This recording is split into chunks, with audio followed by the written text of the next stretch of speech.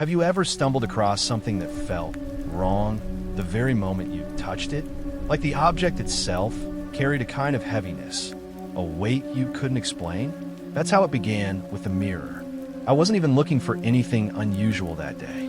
I was wandering through a dusty little antique store at the edge of town, the kind of place that smelled like old wood and forgotten time. Every shelf sagged under the weight of odd trinkets, cracked porcelain dolls, tarnished candlesticks, books with pages yellowed and curly. The shopkeeper barely looked up when I entered, as if he'd seen 1,000 people walk in, but only a handful ever walked out with something worth remembering. And that's when I saw it. At first, it didn't even stand out. The mirror leaned against the wall, partially hidden behind a stack of faded paintings. Its frame was blackened silver, carved with strange, swirling patterns that almost seemed to move if you stared too long. Dust clung to the glass, but even then, it reflected more clearly than any mirror I'd ever seen. It was sharp, like the glass had been polished yesterday, while everything else around it crumbled with age. I bent down, trying to see myself in it. My reflection looked normal, but there was something about it, something I can't put into words. My own eyes looked just a little too focused, like the version of me in the glass was waiting for something. The shopkeeper's voice startled me. "Don't touch that one." I spun around, nearly knocking over a vase. He hadn't moved from his stool, hadn't even looked up from the book he was reading. "Why not?" I asked. He paused for a long moment before muttering, "It's not for sale." But I couldn't help it. Something about the mirror tugged at me, like it wanted me to take it home. I laughed nervously, trying to shake off the tension, and asked again. This time, the shopkeeper just sighed, got up, and shuffled over. He stared at the mirror for a long while, his lips pressed tightly together. Then he said, almost under his breath, "If you really want it, take it. No charge." That should have been the warning sign. No one gives away something like that for free. But instead of suspicion, I felt a rush of excitement, like I'd just won something rare. I carried the mirror out, ignoring the way the shopkeeper avoided looking at it as I left.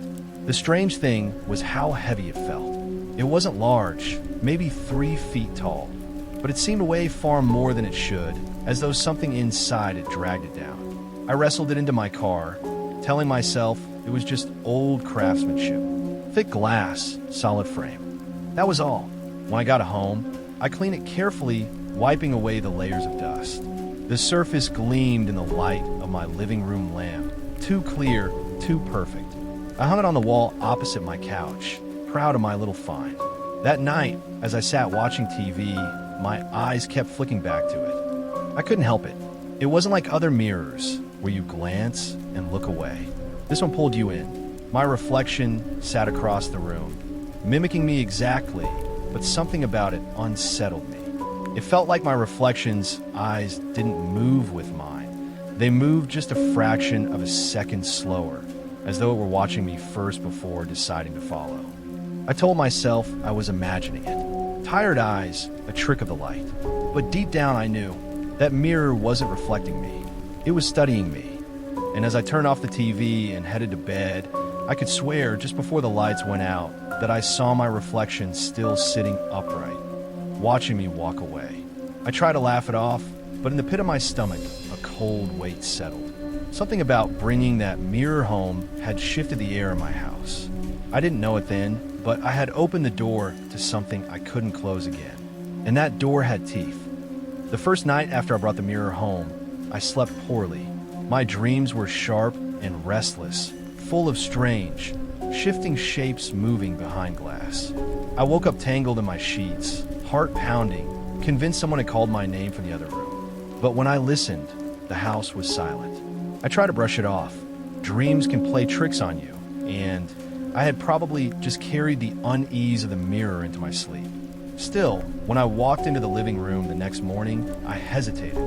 The mirror sat there, gleaming softly in the daylight, but something about it looked different. I couldn't explain how. The frame seemed darker, like the silver had tarnished overnight, and the glass looked deeper, as if it stretched beyond the wall instead of simply resting on it. I forced myself to ignore it, but ignoring the mirror was like trying not to think about blinking. Every time I passed the living room, I caught myself glancing at it, and every time I swore I noticed the same thing. My reflection's eyes lagging behind. The whisper came on the third night. I was sitting on the couch, scrolling mindlessly through my phone. The room was quiet except for the faint hum of the fridge in the kitchen. I wasn't even looking at the mirror when I heard it. A soft, delicate voice. My name. I froze. My head snapped up, eyes darting around the room. The house was empty. I sat completely still, listening. For a moment, there was only silence again. Then, just as my breathing began to slow, it came a second time. This time clearer, softer, like it was spoken directly into my ear. My name, my stomach dropped. The sound hadn't come from the room. It had come from the mirror. I stared at the glass, heart hammering, trying to rationalize it. Maybe it was the TV, but the TV was off. Maybe outside, but the windows were shut tight. Then I realized something that made my skin crawl. My reflection's mouth had moved. Only slightly, just a twitch of the lips. But I had seen it. I was certain. I shot up from the couch, nearly tripping over the coffee table, and stumbled toward the mirror. My reflection stared back at me, its expression identical to mine now, wide-eyed, frightened. I leaned in closer, scanning every detail.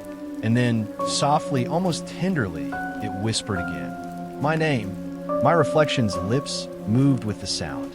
I stumbled backward, gasping, my hands shaking so badly I dropped my phone. The sound of it clattering against the floor jolted me back to reality, and I bolted into the hallway, slamming the living room door shut behind me. I didn't sleep at all that night. Every creak of the house made me jump. I sat on the edge of my bed, lights blazing, clutching my phone like it could protect me.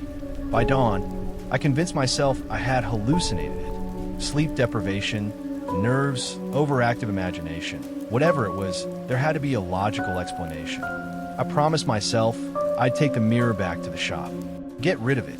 But when I returned that afternoon, the store was gone. Not closed, not boarded up, just gone. The lot was empty, weeds pushing up through cracked pavement where the building should have been. Like the place had never existed at all. And that was when the dread truly sank in. I couldn't return the mirror, because it hadn't come from any store. It had chosen me, and now it knew my name. After the whisper, the house no longer felt like mine. Every room was colder, every corner seemed darker, and no matter where I went, I could feel the mirror waiting in the living room. It was like having an uninvited guest lurking in the shadows, always watching, always listening. I tried to ignore it. I tried to pretend life was normal. But you can only ignore something like that for so long. The first time I saw the shadows, it was late at night. I had gotten up for a glass of water, the kind of bleary-eyed trip you barely think about. I passed the living room and, out of habit, glanced at the mirror. That's when I froze. Something moved inside the glass. It wasn't me. My reflection was there, yes, but behind it, faint and blurred, was another figure. Tall, thin, standing just over my shoulder. I spun around, heart thundering. Nothing. The room was empty. When I looked back, the figure in the mirror was gone too. My reflection stared back at me, pale and trembling, just as I was. I told myself it was a trick of the light, a play of shadows in the middle of the night. But in the pit of my stomach, I knew better. Something had been in there, watching, waiting. The nights grew worse. I started seeing movement in the glass, even when I wasn't looking directly at it. A flicker at the edge of my vision. A ripple, as if the surface wasn't glass at all but water, disturbed by something just beneath it. And the whispers grew bolder. They no longer said just my name. Sometimes it was laughter, low, hollow, the sound of voices echoing in a long-abandoned hallway. Sometimes it was words I couldn't quite understand, muttered in a language I didn't know. But the worst was when the whispers started mimicking me. One night, as I stood frozen before the mirror, I heard my own voice spill from the glass. It repeated the words I had just spoken out loud only seconds earlier, mocking me, playing me back like a recording. But the tone was wrong, twisted, almost amused. That was when I realized it wasn't just watching me, it was learning me. Days turned into weeks, and the shadows grew clearer. I would glance at the mirror and see not one, but several figures lurking behind my reflection. their shapes stretched unnaturally long, their limbs bending at odd angles, like they didn't quite understand how to be human. They never moved quickly, always slow, deliberate, as though they wanted me to see them. And then came a night I almost didn't survive. I just turned off the lights to head to bed when I heard it, the sound of breathing. Deep, ragged, coming from the living room. My heart stopped. I knew I was alone. I crept forward, each step heavy with dread, and peeked into the room. The mirror wasn't reflecting my living room anymore. Instead, it showed a long, dark corridor stretching into nothingness. Shadows moved along its walls, pacing, restless, as though they were waiting for me to step closer. And there, at the very end of that impossible hallway, was a shape. A figure standing perfectly still, its head tilted as if listening. I stumbled back, slamming the door shut, but the sound of breathing followed me down the hall. Louder now, closer. I locked myself in my bedroom, pressing my back to the door, praying it wouldn't come any nearer. But the worst part wasn't the sounds. It was the faint glow seeping under the crack of my bedroom door. The mirror's glow. The shadows weren't trapped behind the glass anymore. They were bleeding out. By the time the shadows began spilling into my world, I knew I couldn't ignore it any longer. Sleep was impossible. The whispers were constant, threading through every corner of my home like smoke. And every time I passed the living room, I felt the weight of eyes on me. More than one pair pressing against my skin from the other side of the glass. I had to know what I was dealing with. I started researching. At first, I tried to track down the antique shop, thinking maybe the owner had answers. But no records of it existed. No business license, no online listing, nothing in the town archives. As if the store itself had been an illusion conjured just to deliver the mirror into my hands. That left the mirror. I combed through books at the library, old forums online, even paranormal message boards. Weeks went by, and the more I dug, the colder I felt. Because slowly, a story began to piece itself together. It wasn't just a mirror. It was the mirror. In the late 1800s, there were rumors of a craftsman, a man who wasn't quite an artist, not quite a scientist. Some called him a magician. Others called him cursed. He specialized in mirrors unlike any other, glass that seemed to drink in the soul of whoever looked into it. There were scattered reports, deaths, disappearances, entire families wiped out after owning one of his creations. The most common thread? People claiming the mirrors didn't just reflect. They contained. One story in particular made my blood run cold. It was about a woman who had bought a mirror almost identical to mine. Soon after, she told friends that she heard whispers calling her name from inside the glass. At first, it was soft, harmless even, but it grew darker. Shadows began appearing. She became paranoid, convinced something in the mirror wanted her. Within months, she vanished. Her home was found empty, except for the mirror standing in the middle of the room. The glass was said to hold her reflection long after she was gone. Another tale spoke of the craftsman's death. People said he tried to destroy his own creations, but failed. The mirrors resisted breaking, their shards still reflecting things that shouldn't exist. Eventually, he disappeared too, swallowed by the very glass he had forged. Piece by piece, I realized what was happening. The mirror in my living room wasn't simply haunted. It was a vessel, a doorway, and the things inside weren't content to stay there forever. The more I read, the more dread settled in my bones. Because every warning I found said the same thing: never answer the whispers. The moment you respond, whether with words or even a glance too long, you're acknowledging it. You're inviting it closer. And I had already done worse. I had listened. By then, it was too late to get rid of it. I tried, God knows I tried. I dragged the mirror outside one night, desperate, and tried to smash it with a hammer. The sound that rang out wasn't shattering glass. It was laughter. The surface rippled like water, mocking me, until I dropped the hammer and stumbled back in terror. The mirror remained flawless, untouched. The next morning, it was back inside the house, hanging in the same spot on the wall, as though it had never been moved. That's when I realized I wasn't just its owner. I was its prisoner. Every night after, the whispers grew louder, clearer. Sometimes they called my name sweetly, almost lovingly. Other times, they hissed it with venom, stretching the syllables like claws across my skin. And always, the shadows behind the glass multiplied. I wasn't dealing with a single spirit. The mirror was a cage, and something inside was rattling the bars. By the time the last week came, I barely recognized myself. I hadn't slept in days. My skin was pale, my eyes bloodshot, and I jumped at every sound. The mirror had taken over my life. It wasn't just an object on the wall anymore. It was the center of everything. The house seemed to bend around it. The whispers never stopped. They called to me from dawn until dusk, sometimes in voices I knew, my mother's, my best friend's, even my own. And every time, I had to fight the urge to respond, because deep down, I felt it waiting for me to slip, to get a permission. But one night, the choice was taken away from me. I woke suddenly, heart hammering, the air heavy and thick. My room was pitch black. The power was out. For a moment, I thought it was just a storm. Then I heard it breathing, not outside my door this time.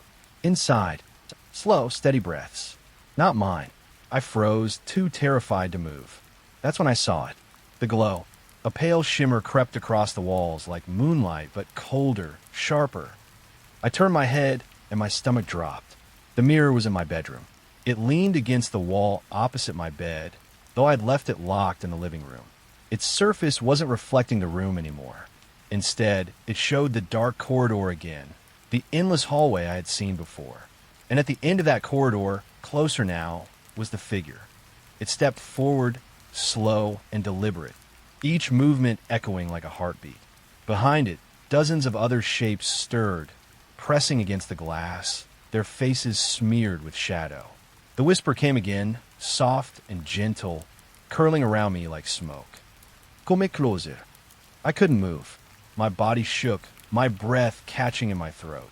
The figure leaned toward the glass, pressing its face so close I could almost see it clearly. Its features shifted, flickering in and out, but one detail never changed. Its eyes. They were my eyes. My reflection smiled, and in that moment I understood. It wasn't mimicking me. It was replacing me. The surface of the mirror rippled like liquid, and a pale hand pushed through. Fingers stretched into the air of my bedroom, impossibly long, dripping with shadow. Then another hand followed. I stumbled back, tripping over the nightstand, but there was nowhere to go. The door slammed shut on its own, the window locked tight. The mirror's glow swallowed the room whole. The whispers rose to a scream. 100 voices, maybe more, all shouting my name in unison. And then, in one final moment of horror, I saw myself. Not in the mirror, but standing in front of it. My reflection, perfect and whole, smiling with a calmness I had never known. It looked at me with pity, almost tenderness, as the shadows dragged me backward toward the glass. I clawed, I screamed, but the surface gave way like water, pulling me through, cold and suffocating. The last thing I saw before the darkness consumed me was my reflection stepping away from the mirror, stretching, breathing, alive. And then silence. Now, I wanted the corridor, the endless, echoing hallway behind the glass. The whispers around me are constant, a chorus of all the souls trapped here before me. Some scream, some laugh, some simply weep. And sometimes when the surface ripples, I catch a glimpse of the world outside. I see my reflection living my life, speaking in my voice, wearing my smile. If you ever find a mirror that whispers your name, don't listen. Because if you do, it won't be your reflection for long.